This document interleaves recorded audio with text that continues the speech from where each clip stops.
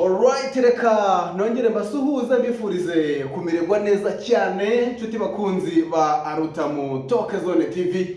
Iwabo w'abasportif ndabayambiriye ku buryo bukomeye cyane, nshaka nababwira nti muri hehe se mwamfura mwe, iyo mbibutse ndabakumbura. Yes, niwe mugoroba ubukomeye cyane, tureba byinshi bigiye bitandukanye biri kugenda bivuga mu mikino hirya no hino. Amakuru ni menshi, ariko twibanda muri ekipe ya APR na ekipe ya Rayon Sport. Ariko uyu munsi ita surprise ku basportif muri rusange. Mwamaze kubona ko muri Amerika, Canada ndetse na Mexico hazabera imikino ya nyuma y'igikombe cy'isi 2026. Ariko hari information cyangwa se notification mbazaniye uyu munsi, ari surprise idasanzwe. Icyo usabwa nta kindi ni ukubana natwe, ahubwo turaza kwibanda mu ekipe yacu, ekipe ya Rayon Sport. Ese uyu munsi haravugwa iki abantu bamenya? Ekipe uyu munsi yakoze imyitozo, ni imyitozo yabereye mu Nzove kuri uyu mugoroba. Hari amasura mashya yagaragaye. Ese byagenze bite kugira ngo tube tukibona abakinnyi baza muri teste? Icyo ngicyo ni kimwe. Icya kabiri, ku munsi w'ejo hari imyivumbagatanyo cyangwa se kutumvikana kuri bamwe mu banyamupira, bavuga ko uwitwa perezida w'icyubahiro Bwana Paul Muvunyi yaba ari gutegura gusohoka muri ekipe ya Rayon Sport. Inama imaze kuba yanzuye iki? Ibyo byose uraza kubyumvira ahangaha. Ariko mu byamugaruye twamubonye we na Tadeyo biyunga, ariko agarukanye imbaraga zikomeye cyane. Yahaye teste Tadeyo ivuga ngo njyewe ngiye kugurira umwataka karundura, wa mwataka noneho udashidikanwaho, ugomba kuza muri ekipe ya Rayon, ndetse na nimero 6 uwitwa Paul Muvunyi akabiyishyurira. Mama mia, izo ni breaking news, nta handi hantu wazumvira uretse kuri Rutamu Talk Zone TV. Muri ekipe ya APR haravugwa iki? Ku munsi w'ejo, nyuma yo gutsindwa na ekipe ya AS Kigali, hari ubundi butumwa bwabayeho hagati y'ubuyobozi bwa APR, bavuga bati iki gikombe ni icyacu, mugomba gutsinda polisi. Ndagusaba gukora subscribe nk'uko bisanzwe. Nkunda kuba byahindutse.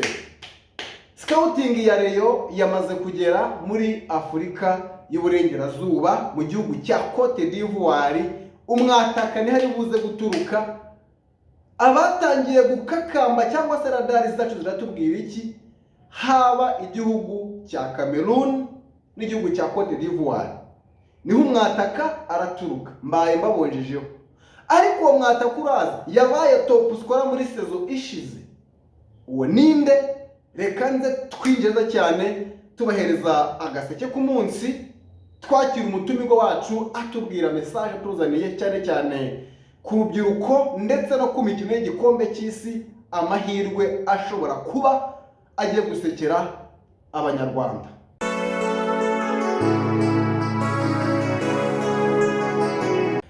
Yes, mwamaze kubibona rero, twamaze kumwakira muri studio za Rutamu Talk Zone TV. Uyu nguyu ni umu expert ukomeye cyane. Hari abantu mubona ari kuri branding nk'iyi ngiyi mukajya ngo ni umuntu woroshye. Wenda gato kuri parikuru ko twinjira mu bintu atuzaniye cyangwa se background y'uyu mugabo, mbere ko twibwira uyu nguyu niwe muntu wa mbere mu mujyi wa Kigali no mu Rwanda hose ufasha abifuza kujya hanze, aba diaspora, mu buryo bubasabira green card no kubategurira ibizamini kugira ngo batsinde. Abenshi bajye muri Amerika, Canada, za Belgique n'ahandi. Nta wundi muntu ubikora, n'uyu mugabo mubona kuri kamera. Ntabwo ari byo tujemo, ahubwo adufitiye indi message nziza ku bantu bifuza kujya hanze y'igihugu, ariko bifite ahantu bihuriye n'imikino y'igikombe cy'isi. Iyo ni imwe muri parikuru cyangwa se background ntoya mbabwiye kuri byinshi akora. Bwaza kugenda atwibwira ndetse naho akorera. Ngo haye ikaze. Murakoze cyane Rutamu Talk Zone TV. Bivuze neza. Ni Rutamu. Ubundi twe tugira siroga ivuga ngo Rutamu Talk Zone TV. Noneho iwabo w'abasportif. Bivuze ngo abasportif. Ahanga niho duhurira tukaganira. Tubasuje rero bose abasportif bose Imana bane namwe. Nitwa Daniel Byiringiro. Daniel, mu busanzwe dufite ikigo cyigisha ibintu byo gufotora, gufata amavideo, burya ryo amavideo kuri match ku kibuga haba harimo abantu bacu. Dukorera mu mujyi kwa Rubangura muri etage ya 4 yitwa IBTC, icyo kigo cyacu. Ariko aka kanya tuzanywe na product ivuga ngo mu gikombe cy'isi 2026 FIFA World Cup izabera mu bihugu bitatu. Ubwo ni imijyi iri mu bihugu bitatu, Mexique, Canada na Leta Zunze za Amerika. Muri Mexique harimo imijyi 3, muri Canada harimo imijyi 2, muri Leta Zunze za Amerika harimo imijyi 11. Ntabwo nje kubivuga ko ntari umusportifu cyane, ariko mbikurikiranira hafi, ahubwo tuje kubabwira amahirwe yuko FIFA yatangaje ko ikeneye abantu 65,000 baba volontaire. 65 bazaturuka ku isi hose, bazakora nka volunteerism, bakagira gute bakora mu gikombe cy'isi. Ubwo no kuva mu hospitality, mu banyamacumbi, mu bakora muri field ya media, bakora ku bibuga, mu ba training physical fit. Ubwo no mu hoteli yakira abakinyi, ahantu hose, mbese domaine yose, akazi kose gakorerwamo bakeneye abantu. Rero twe turi kuba applyingira, kubafasha kwa applyinga kuzaba umwe mu volunteer bazakora mu gikombe cy'isi. Wajya mu gikombe cy'isi ukareba match, ariko ukanabasha no kuba wabona iyo visa yo kuzajyayo ugakora nk'umu volunteer. Nimba mbyumvishe neza, Edayeri Amerika basanzwe bajyayo. Ariko uyu munsi bivuze ngo kucyo abantu bari basabwa kugira babone iyo visa cyangwa se green card ibemerera kwa muri Amerika, hari cyagabanyutse kubera icyo gikombe cy'isi. Ntago ariko bimeze. Mu busanzwe visa zisanzwe zirakoreshwa mu buryo busanzwe, nabira bya green card tujye twapplyingira, tuzapplyinga mu kwa 10 birakorwa. Ariko ubu ni special isanzwe. Donc ubundi ujya muri Amerika cyangwa muri Canada cyangwa muri Mexique, bira bihugu ufite ikintu ugiye gukora. Bwa mbere hari abajya bagiye kwiga, abandi bagiye gukora akazi. Ariko noneho Amerika yo na Canada na Mexique biciye muri FIFA bavuze ko bashaka guhikaza abantu. N'ubundi yabari visa nk'iya tourism cyangwa se ubukerarugendo. No bagiye kuvuga iyo ubukerarugendo itandukanye niyo kuhaba. Yego, niyo ke ntago ari yo kuhaba, ahubwo niyo kujya gukorerayo nk'umu volunteer. Kandi gukora volunteerism muri FIFA bitanga akantu. Ntabwo kubwira ko bazakwishyura amafaranga, ariko nyuma yaho birumvikana FIFA ifite amafaranga menshi muri za sportif. So rero turi gukora, turi kwa applyingira abantu. Ntabwo ari ibihombo abantu basanzwe bazi ko ari scam. Ni ibintu biri ku rubuga rwa FIFA, wajyaho nawe ukabibona ko wabyikora. Ariko nimba utari expert kubikora, wabikora nabi.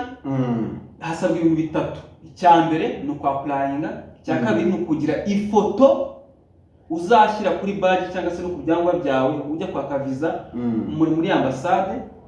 Icya gatatu ni ikizame. FIFA iguha ikizame, wagitsinda ukazajya mu abanyamahirwe bazatoranywa mu bazaba aba volunteer mu gikombe cy'isi. Tubivuza hanga, tuzakomeza tubivuga.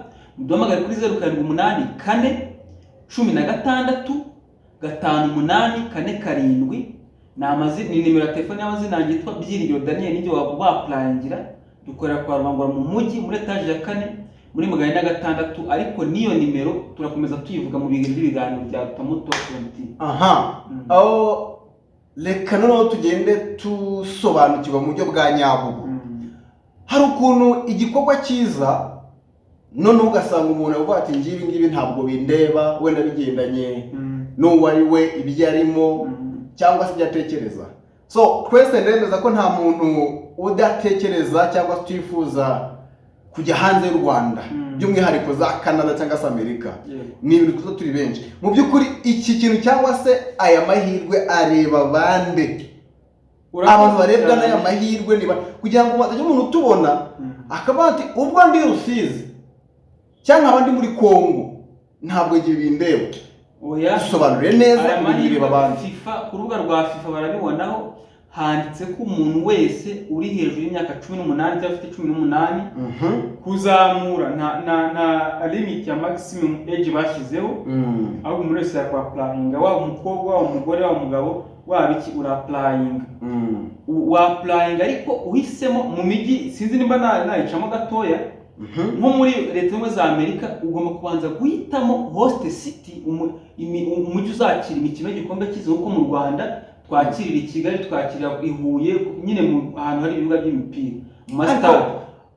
Aho ngaho ndi kumva usa naho wise wirukanka cyane, igisubizo cyawe ntabwo cyumvishe neza. Ni umuntu wese wari utubwiye ko ari mu myaka 18 kugeza nta limit bashyizeho. Uri umugabo cyangwa uri umugore wemere kwa applyinga kujya.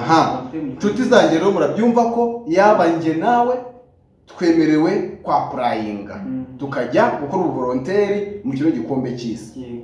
Hanyuma urageza kuri step ya kabiri, usabwa kuba wahisemo umujyi igikombe kizaberamo, ari nawe uzaburi ndageze no kongeje kugira ngo yego barahanyumva. Uhitamo umujyi muri leta zimwe za Amerika, harimo imijyi ikurikira, harimo Atlanta, ngo niho hazabera igikombe cy'isi, yego, harimo Boston, harimo Dallas ngo ni muri Texas, harimo Houston, harimo New York City, harimo Miami, harimo San Francisco, harimo Seattle, harimo na Philadelphia.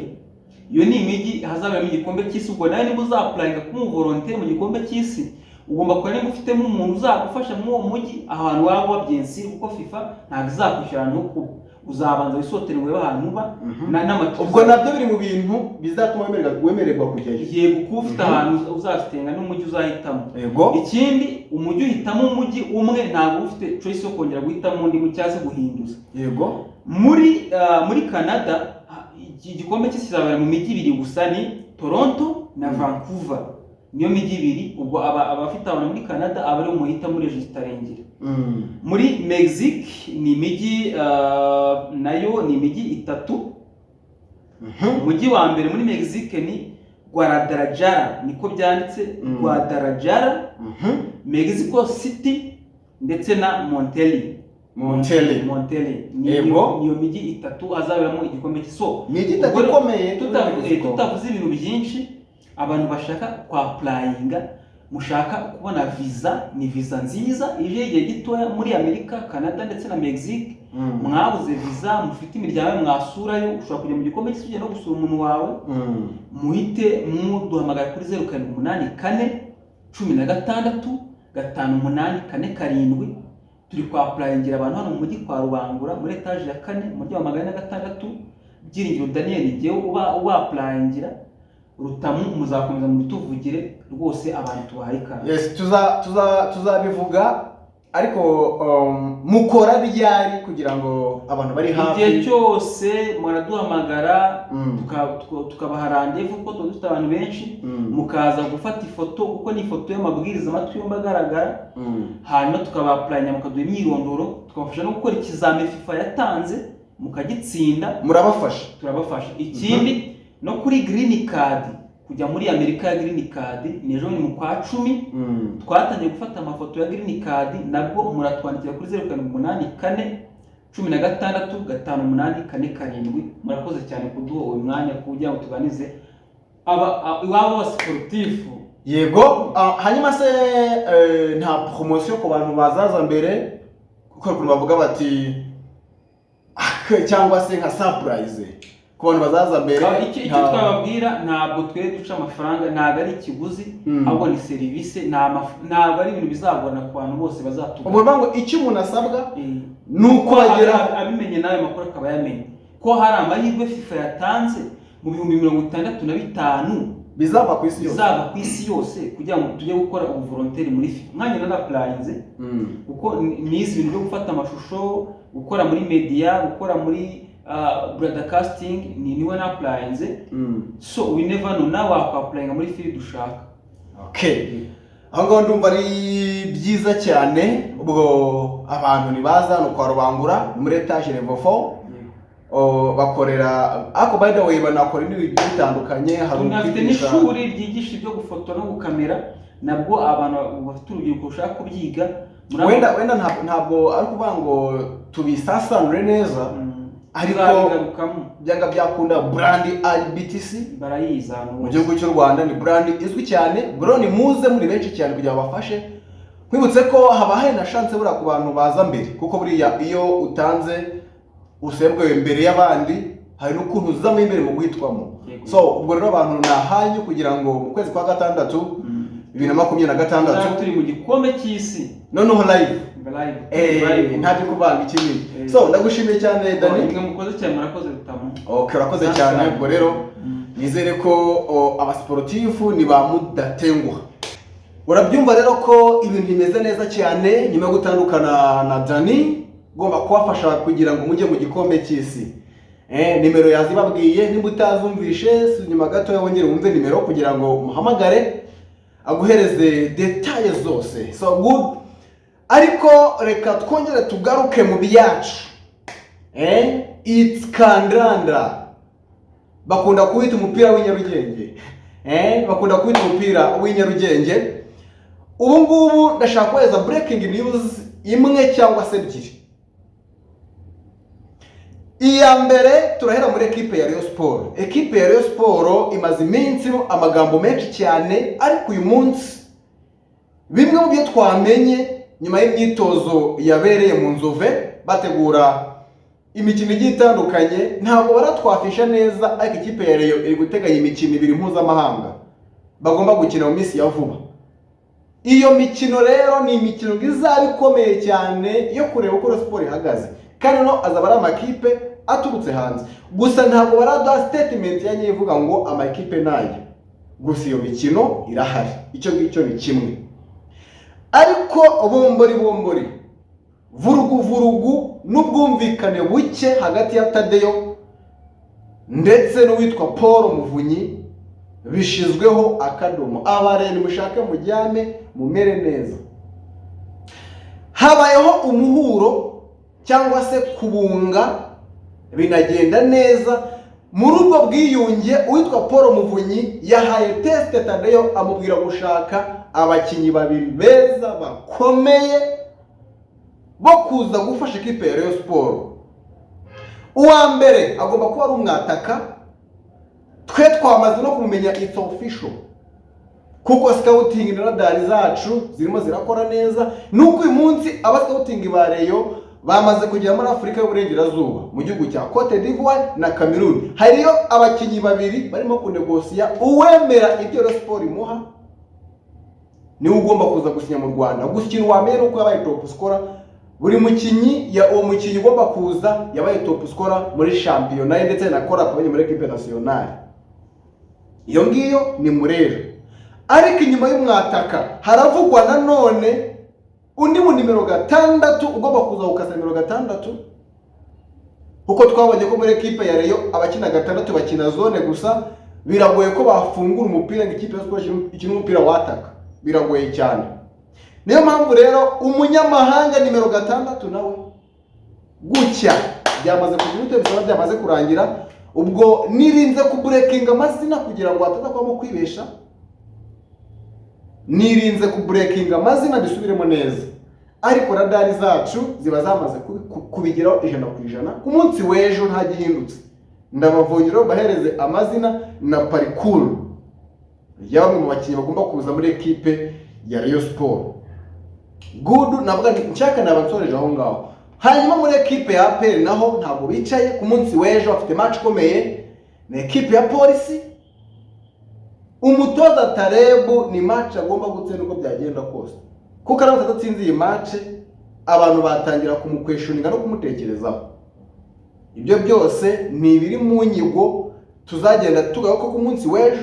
Mwibutse ko iyi mikino iri kudushobokera ikadukundira turukuyikora live kandi bikagenda neza cyane. Ubwo nawe nimba utarakanda subscribe koraho kugira ngo ukomeze kugenda ubona byinshi bigiye bitandukanye. Ubuyobozi bwa APR Football Club buramenyesha staff cyangwa se coaching ya APR ko batishimiye uko bitwaye ku munsi w'ejo batsindwa n'ikipe ya AS Kigali. Ubuyobozi bwa APR ntabwo bwabyishimiye, baravuga bati iki gikombe twagiteguye tugomba kugitwara uko byagenda kose. Mu gihe polisi yaramuka kwise APR ku munsi w'ejo ikaba match ya kabiri batakaza, mwitege ibindi bintu biremereye cyane muri ekipe ya APR Football Club. So ngereka nsoreza ahangaha ndimo kugira ngo mbafashe kubemfiroma tunamenya amahirwe dufite nk'abanyarwanda muri rusange ku bantu bifuza kuzajya gukurikira igikombe cy'isi. Mwasura website ya FIFA, byose birahari neza cyane, ariko twababwira guki mwafashwa. Ubwo rero nizere ko ari gahunda nziza cyane, nimero mu kiganiro zirimo. Ubwo ngereka nsoreza ahangaha, ariko ku munsi w'ejo tuzagarukana andi makuru yihariye mu makipe agiye atandukanye hano mu gihugu cy'u Rwanda. Hari byinshi bitandukanye ndetse no no hino ku isi. Hasta la vista ku bantu mwese twabanye, ariko shout out nanone ku bantu banze kwinangira imitima bagakanda subscribe.